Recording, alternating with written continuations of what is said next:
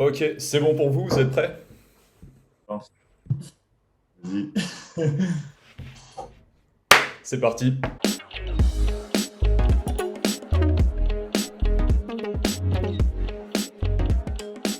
Alors, aujourd'hui, j'accueille donc Alban et Victorien, qui sont respectivement le président et le vice-président du PDE à l'IAE de Caen. Ils étudient tous les deux à l'heure actuelle en master MIME à l'IAE. Franco-américains tous les deux. Ouais, franco-américain, 100% sûr. Victo, je sais pas. Moi, ce Victorien, serait ouais. donc sur un master franco-américain aussi. J'ai fait une demande de changement, moi étant actuellement donc en master PME PMI. J'ai demandé ce changement parce que voilà, moi j'ai toujours été intéressé par le marché américain et on pourra en parler à la suite donc, de ce petit podcast, mais potentiellement la continuité de faire un MBA après. Potentiellement aussi avec Alban. Donc, j'attends les résultats qui devront arriver là dans une huitaine de jours. Donc, on verra bien par la suite. C'est vrai que le cursus est super intéressant de pouvoir partir à l'étranger et puis j'adore cette formation parce que donc, du coup moi aussi j'en fais partie. Pour le coup moi c'est PME PMI mais c'est vrai que l'ouverture à l'international c'est un truc qui est incroyable, je trouve ça super important. Oui. Euh, pour revenir un petit peu sur le VDE, je suis sûr qu'il y a des gens qui savent pas encore ce que c'est. Je suis sûr qu'il y a des gens qui arrivent de filières peut-être universitaires et qui n'ont pas eu l'occasion de voir ce que c'est qu'un BDE, d'y participer. Donc, est-ce que vous pouvez peut-être, Alban, pour commencer, introduire ce que c'est qu'un BDE? Ok, BDE, Bureau des étudiants, donc c'est typiquement l'association phare d'une école de commerce ou d'un IAE. C'est quoi le BDE? Clairement, c'est une équipe d'étudiants qui va mener à bien des projets pour l'école, pour animer la vie étudiante au sein du campus, que ce soit des soirées, des événements, des after-work, tout type d'événements sportifs, dans le but d'intégrer un maximum de monde et de faire aussi la promotion des écoles. Bon, il y a une grosse hype, on va dire, sur les écoles de commerce parce il y a vraiment des gros budgets dans ces écoles privées, mais il y a aussi des BDE très intéressants dans les IAE. Il y a l'IAE Rouen, l'IAE Aix-en-Provence aussi, Rennes, et du coup l'IAE de Caen qui va arriver, qui est déjà arrivé en fait, et qui va arriver très très fort en septembre. Donc voilà un peu l'idée du BDE. Et oui, je passe la main à Victorien Oui, s'il veut oui. ajouter. C'était, voilà, c'est le projet qu'on a, je pense, à long terme et au moins pour cette année qui va arriver, de faire bouger les choses, de montrer que l'IAE Caen est aussi présent sur la ville de Caen, mais aussi sur des compétitions type Inter-IAE, Coupe de France. C'est vrai que ce serait vraiment très, très sympa de pouvoir faire revenir l'IAE Caen sur alors, je veux dire, le devant de la scène, vraiment pouvoir essayer de redynamiser un peu tout ça. Je sais que bon, là, on a commencé des partenariats avec diverses entreprises sur Caen et on vous montrera ça bien sûr en début d'année prochaine. Le but aussi est de s'associer avec le BDS, de faire des événements sportifs avec un événement un peu plus convivial à la suite. On travaille là-dessus et voilà, comme je l'ai dit et comme Alban l'a souligné, vraiment le but principal, c'est de faire kiffer la vie étudiante d'un étudiant allié au camp et que tout se passe au mieux pour cette année universitaire. On l'espère normalement sans Covid ou sans problème type monkeypox ou on ne sait pas encore, mais bon, pour le moment, ça devrait le faire, on croise les doigts en tout cas. Voilà. Ouais, ouais, absolument. Donc, les gars, vous avez, est-ce que vous avez déjà eu une expérience associative et est-ce que, enfin, qu'est-ce qui vous a donné envie, du coup, de vous investir dans le BDE à l'IAE? Ouais, tu voulais Alban, moi, si tu veux, j'y vais. Moi, moi, j'ai déjà été au BDS à l'IAE de Rouen.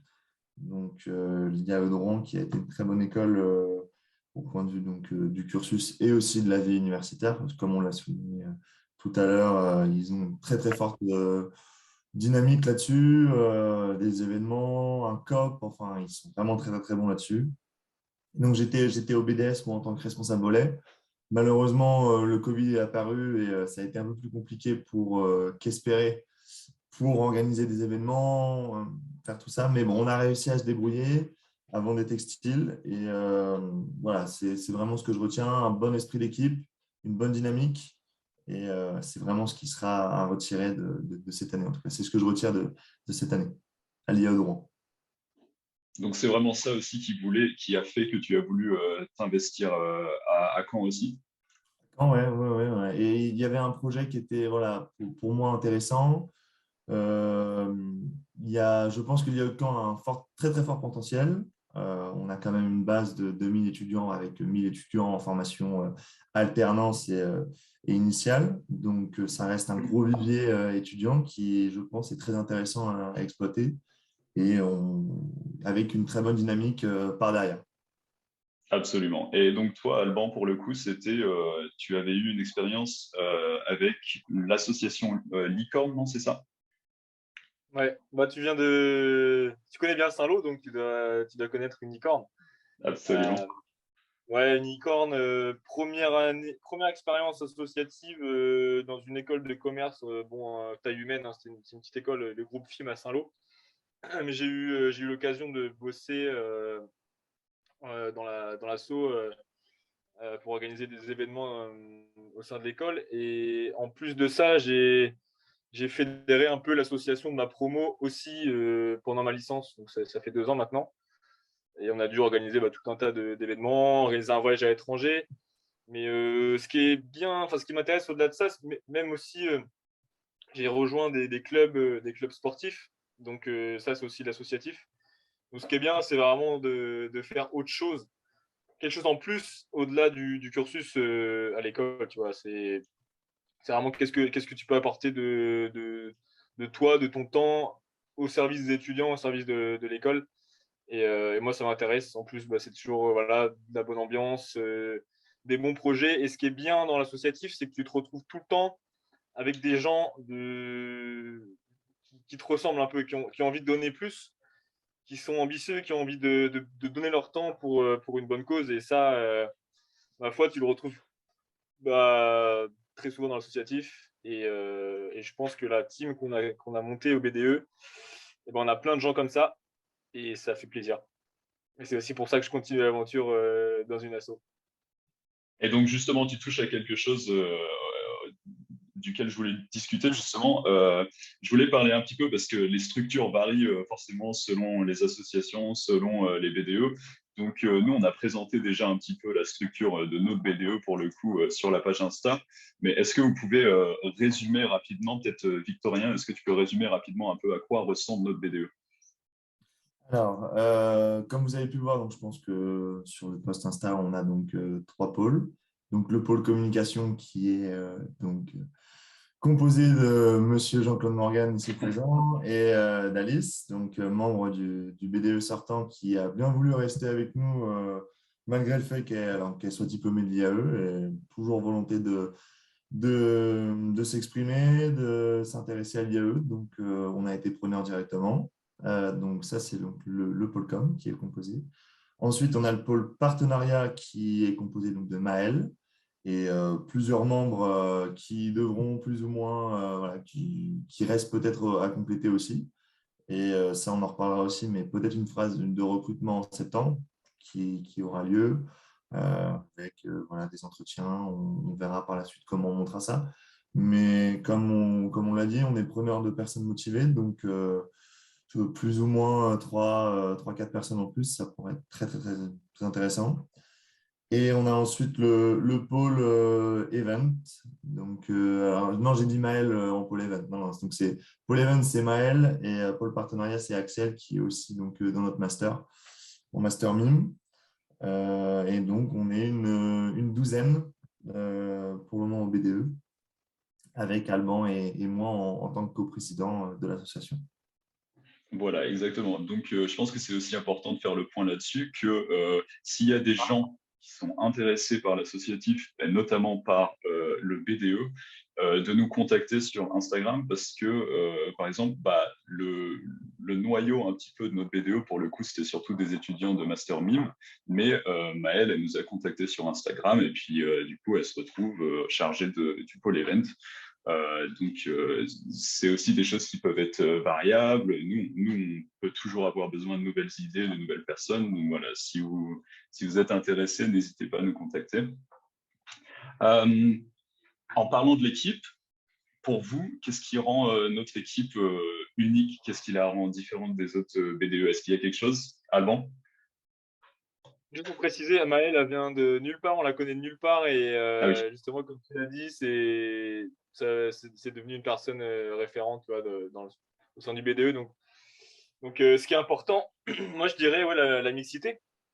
La mixité et les valeurs communes, comme je te dis, tu peux recruter n'importe quelle personne, etc. Mais tu auras toujours cette personne qui a envie de se donner, qui a envie de donner son temps libre, qui a envie vraiment de se mettre à fond dans des projets qui tiennent à cœur. Et je pense que ouais, il faut.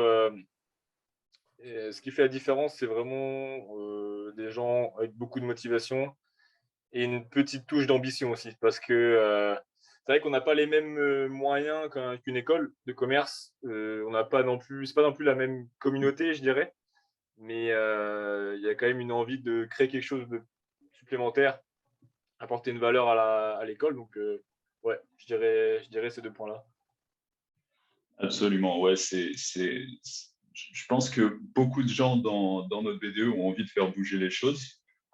Surtout après la période Covid, tout le monde en avait eu ras-le-bol. Et puis je pense que pareil pour les étudiants à l'IAE, ils ont juste envie de bouger, de faire des choses. Donc je pense qu'on retrouve aussi cette motivation chez nous. Donc en parlant de ça, donc quelles sont vos grosses ambitions pour cette année et les gros projets que vous avez en ligne de mire? Victorien, si tu veux commencer. Ouais, je vais commencer. Donc, pour ce qui est des gros projets, on peut quand même en parler.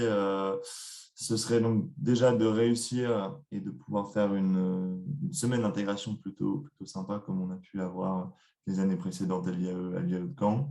Avec, voilà, pour parler avec le BDS, pour vous essayez de vous trouver des événements sympas qui arrivent à fédérer avec voilà, une soirée à la clé par la suite. On est aussi en train de bouger pour potentiellement faire des journées inter-écoles, des compétitions inter-écoles. Donc, ça pourrait très bien être du droit, des STAPS, voilà, IAE contre une école autre avec toujours à la clé une soirée commune quelque part dans le camp.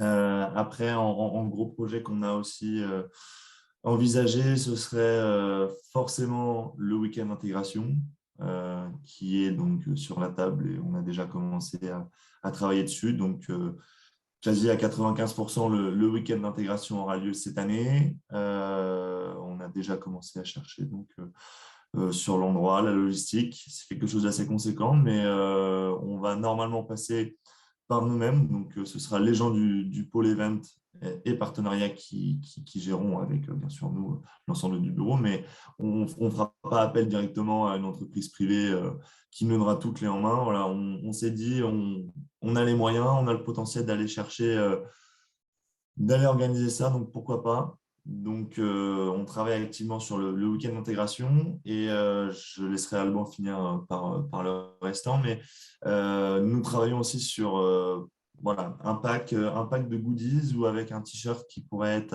arrivé à la clé en début d'année. Voilà, pour lorsque les étudiants arrivent en début d'année prochaine, puissent avoir des goodies en lien avec le BDE et l'IAE Caen. Donc, ça serait pour le moment un t-shirt. On est en train de réfléchir sur le design. On est en train de chercher les devis en ce moment avec voilà, une éco-cup, quelque chose voilà, d'assez sympa et qu'on puisse garder et qu'on puisse se souvenir après, voilà, un souvenir de l'école et des années étudiantes. Voilà. Et je te laisse la main, Alban, pour que tu puisses continuer.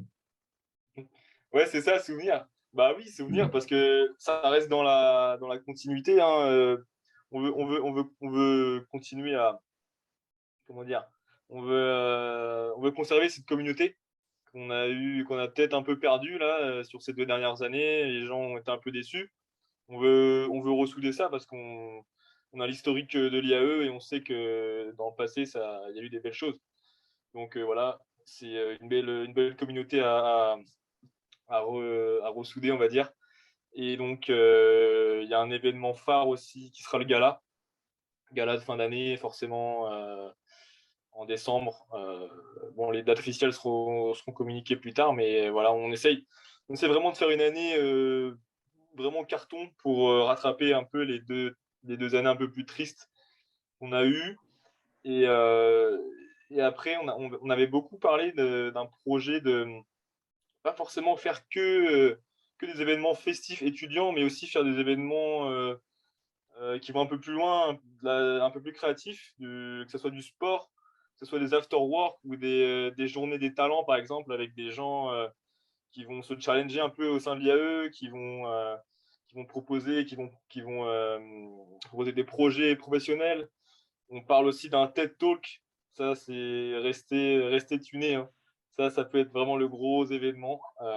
Pourquoi pas en 2023 pour clôturer. Donc voilà, beaucoup de choses dans le pipeline et on va espérer vraiment faire tout et faire un maximum de choses avec vous et pour vous. Voilà, énormément de projets en tête. Après, comme Victorien le disait, c'est beaucoup de logistique, c'est beaucoup de soucis de contact avec les partenaires. Des fois, il y a des timings qui marchent pas. Des fois, il y a des petits soucis auxquels on n'aurait pas forcément pensé. Ça, on l'a remarqué, même moi, sur la page Insta, rien qu'avec le projet Nightfall et avec les suites, tu vois, des fois, il y a des petits soucis comme ça. Enfin, quels sont les obstacles que vous avez rencontrés ou que vous pensez peut-être rencontrer au cours de l'année? Enfin, vous êtes en tant que dirigeant, quels sont les gros obstacles? Alban, vas-y, je te vois que tu lèves la main. Bon, déjà, il faut préciser que ce meeting, il se passe avec un Jean-Claude en Allemagne, un Alban en Corée du Sud et un Victorien en Norvège. Donc ça, je pense que ça c'est jamais arrivé d'organiser dans l'histoire du BE, je pense, d'avoir un bureau complètement éclaté, une équipe éclatée dans les 4 coins du monde. Donc ça, c'est un premier obstacle. Mais on bosse depuis janvier. Depuis janvier, on bosse avec toute l'équipe, donc majoritairement en visio, avec beaucoup de discussions, beaucoup de messages. Donc, premier obstacle, ça serait la disponibilité des gens. Mhm. Faut savoir bosser faut savoir faire attention au planning de chacun, faut savoir s'adapter. Donc ça, c'est bon, forcément, ça se passera aussi en entreprise, mais bon, faire partie d'une asso, ça t'apprend déjà à gérer ça. Et bon, après, voilà, on n'est pas non plus une asso à rave party, donc on a l'université de Caen à côté de nous, donc c'est pas un obstacle, mais on doit faire attention à ce qu'on fait et ce qu'on dit. Donc ça pose un certain cadre. Donc ça, c'est bien. C'est un obstacle, mais un bon obstacle, je dirais. Et sinon, il y a pas vraiment d'obstacle, hein. On est vraiment, Moi, c'est vraiment j'en ai pas le rajouté tapis non rouge. plus. Je n'ai pas rajouté, comme disait Alban, bah forcément, la disponibilité qui est un peu difficile de temps en temps, due au décalage horaire. Voilà, des fois, quand je me réveille, bon, bah, Alban, il dort. Ça dépend ce qu'il fait le soir, mais bon. Ouais. Mais sinon, c'est vrai que c'est ça. On n'a jamais trop vu ça comme un obstacle. C'est sûr que ça peut être un frein parfois, mais dès lors qu'il y a une bonne communication et qu'on fait passer les informations, il y a pas de problème. En tout cas, moi, C'est c'était vrai. voilà, le seul point un peu compliqué. Voilà, ouais, exactement. Ce que j'allais dire, c'est que ça, c'est un point qui est un peu difficile et qui fait peut-être pas sens pour les gens qui écoutent de se dire d'avoir un BDE aux quatre coins du monde, mais faut aussi penser à préciser il y avait personne en face de nous, enfin il n'y a pas vraiment eu de vote parce il y avait pas d'autres gens qui souhaitaient reprendre le BDE, donc nous on a repris parce qu'on avait vraiment envie, on s'était le planning, on l'avait fait auparavant, on avait déjà eu cette idée auparavant, et on a proposé voilà, sur la page Instagram au préalable aux gens de venir nous rejoindre aussi. Et c'est toujours le cas. Donc en septembre, s'il y a des gens qui veulent nous rejoindre, il n'y a aucun souci. Et, je pense que c'est à partir de ce moment-là que tout va vraiment partir. Si je me trompe pas, ça va être à partir de septembre. Le plus gros commencera en septembre, ça c'est sûr. Après, voilà, il y a une phase de travail qui est quand même assez conséquente en amont. Mais oui, c'est là où les étudiants verront les effets et la préparation qu'on aura menée, comme j'ai dit, en amont. Mais oui, moi j'attends septembre. Voilà, pour être honnête, bon, je reviens de Norvège là, dans une vingtaine de jours. Après, il y a le stage, mais il y a quand même la grosse synthé et le début de la rentrée qui arrive à Caen qui reste dans ma tête. Et voilà, je pense que pour moi, ça va être vraiment un événement sympa à partager. Et, voilà. Et donc, du coup, on peut parler un petit peu aussi de vous, de qu'est-ce que vous faites à l'heure actuelle, parce que justement, Alban, il a parlé de ce sujet-là. Vous êtes en Corée du Sud, en Norvège, enfin, moi en Allemagne. Donc, qu'est-ce que vous faites de beau là-bas? Pourquoi ce voyage? Moi, je suis sur la fin de mon semestre à l'étranger en Corée du Sud, à Séoul. Donc ça, c'est pareil pour situer le contexte. C'est le l'IAE de Caen qui, avec des bons partenariats, faut le dire, permet aux étudiants de partir à l'étranger dans des universités partenaires. Et donc voilà, c'est 5 mois d'études à l'étranger pour moi à Séoul. Beaucoup de boulot quand même. Les examens arrivent, etc. Le BDE gère à distance depuis février en fait. Donc ça a été aussi une grosse partie de mon emploi du temps. Pareil, hein, j'ai essayé de développer un business à côté, donc ça c'est une aventure un peu entrepreneuriale. Pareil, la gestion de projet, ça se rapproche aussi avec la gestion du BDE quelque part. Tu as une équipe, tu as un projet, tu as un budget, donc il y a des similarités. Mais voilà, c'est la Corée du Sud. J'ai fait aussi un peu de voyage entre deux, la visite du Vietnam. Forcément, on part à l'étranger, c'est pour découvrir d'autres choses, des nouvelles cultures, des nouveaux paysages. Donc ça fait partie du jeu et c'est très enrichissant. Franchement, si on parle international, moi je recommande à 1000%. J'ai commencé à voyager à 18 ans, tout seul, et je peux que dire du positif de ça. Donc ouais, on voyage à l'IAE et il faut continuer à voyager. Et qu'est-ce que c'est pour toi le plus gros avantage justement à ces voyages? Qu'est-ce que tu retiens? En un seul mot, je dirais autonomie. Ouais, absolument. Ouais. Autonomie. Est-ce que... Ouais. Tout seul, tu es autonome. Tu gères tout. Tu sais gérer les papiers, tu sais gérer des logements, tu sais organiser tes journées. En plus, quand il y a comment dire, la barrière des langues, c'est très différent. Tu t'adaptes, mais ouais, il faut être très autonome. Tu es livré à toi-même et c'est ça qui fait grandir. Absolument. Et toi, Victorien? Alors, moi, je suis plus dans la même phase qu'Alban. J'ai fini mes partiels depuis une vingtaine de jours. Donc, comme tu l'as rappelé, je suis en Norvège. Moi, totalement d'accord avec ce que vient de dire Alban, et je pense que je sais, tu penses exactement la même chose.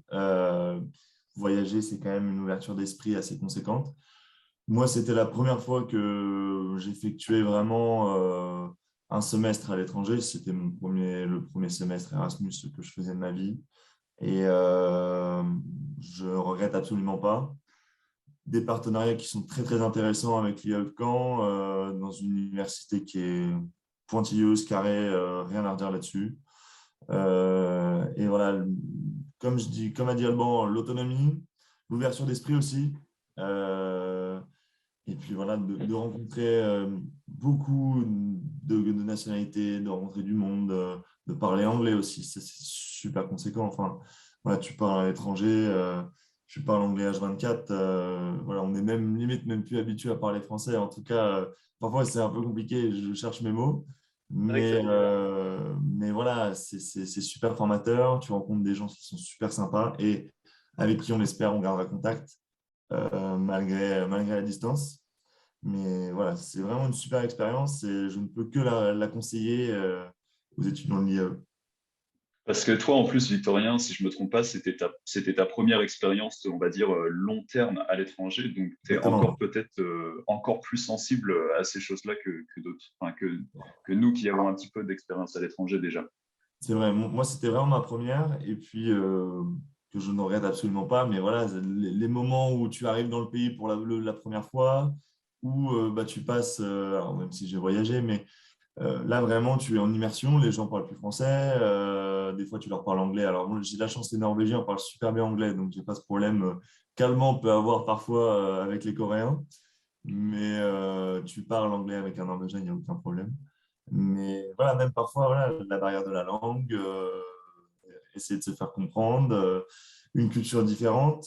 Là, je vais peut-être pas rentrer dans les détails, mais les Norvégiens sont quand même absolument pas pareils que les Français. C'est une culture totalement différente. Je sais qu'on a la vision, nous, en tant que Français, des pays nordiques, parfois voilà, chaleureux, en avance sur beaucoup de sujets. Ça, par contre, j'ai rien à dire là-dessus.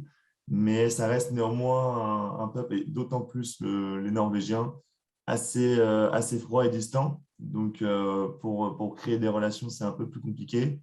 Mais par chance, je suis, comme vous voyez, avec mon lit superposé dans une résidence étudiante internationale où on est voilà, qu'entre étudiants internationaux, donc des Néerlandais, des Allemands, des Espagnols, des Italiens, voilà.